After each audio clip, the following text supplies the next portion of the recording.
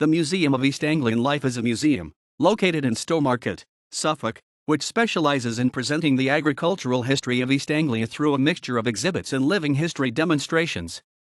The land was originally part of the home farm for the Abbot's Hall estate.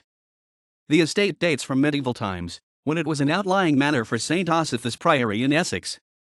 It passed through numerous owners until it was purchased by the Lunge family in 1903.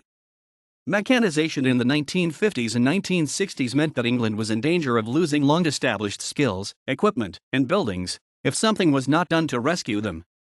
Local farmer Jack Carter, the Suffolk Local History Council, and other individuals worked to collect, preserve, and display objects from rural East Anglia.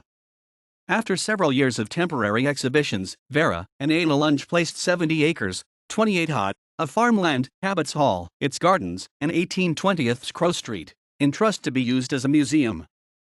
The museum opened in 1967. The museum has various buildings on its 75 acres, 30 hod, site, including Abbot's Hall. Each room explores a different notion of home and belonging in East Anglia. Home is defined in this exhibit as the physical place where we live, but also our sense of belonging to a place. Edgar's Farmhouse, a 14th century Isle farmhouse discovered in Combs, just south of Stowmarket, and incorporated into a much larger farmhouse dating from the Victorian era. Saved from demolition in 1970, it was the first historic building to be re-erected on the museum site.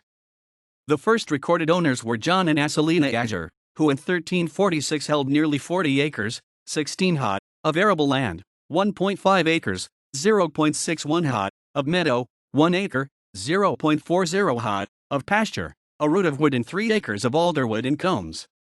Evidence suggests that the Azures survived the Black Death and prospered. The building is Grade 2 * listed. Crow Street Cottages, the last pair of workers' cottages to remain as part of the Abbot's Hall estate. Bobby Building features exhibitions of agricultural engines and individual craft workshops, a working printing press and a cinema. In July 1985, a team of apprentices assembled a Whitmore and Binion horizontal condensing steam engine in the building, which had previously been located at the mill of Reuben Rackham in Wickham Market. It is believed to be the only Whitmore and Binion steam engine on public display.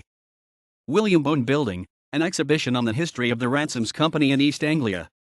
Eastbridge Wind Pump, a wind pump used for draining land in the 19th century. Alton Watermill, an 18th century watermill which was used to grind corn. Like many of the museum buildings, it was taken apart and then transported to the museum where it was reassembled.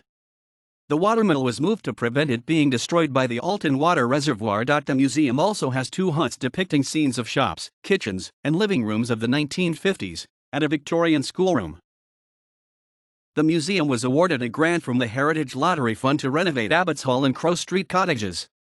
The project was completed in April 2012, and officially opened in June 2012. There are 9 exhibition spaces exploring ideas of home and belonging in East Anglia, as well as space for temporary exhibitions. Crow Street Cottages, which were occupied by workers at Abbot's Hall, have been displayed as they would have looked when the last owner lived there. Abbot's Hall is open year-round, providing a permanent centerpiece to the museum. The hall features a permanent exhibition of the life and works of Welsh folklorist George Ewart Evans. In June 2015, the museum site hosted the Stow Blues Festival for its 5th year. The festival is organized in partnership with BBC Radio Suffolk. In August 2016, the museum will be hosting its biggest event to date. The East Anglian Living History Fair is being run in partnership with Black Knight Historical, and looks set to be the biggest living history fair in East Anglia.